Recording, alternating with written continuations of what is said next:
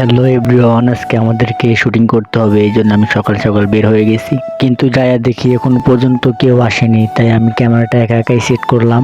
তারপরে দেখলাম আমাদের আকাশের পরিবেশটা আজকে খুবই সুন্দর, তাই একটা ভিডিও নিয়ে নিলাম আপনাদেরকে দেখানোর জন্য। সবাই দেখে বলবেন ওয়েদারটা কেমন ছিল। আমার কাছে মাশাআল্লাহ খুবই সুন্দর ছিল আজকের ওয়েদারটা।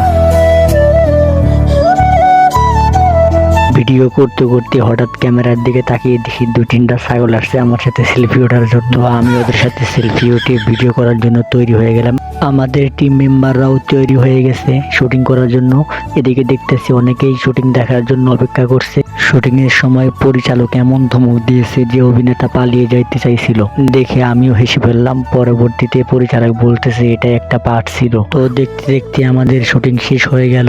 আর যারা যারা আমাদের এইসব ভিডিও দেখতে চান তারা অবশ্যই সিরাজগঞ্জের আজেরা পোলাপান পেজটি ফলো দিয়ে পাশে থাকবেন, ওইখানে এই ভিডিওগুলো আপলোড হবে। ধন্যবাদ।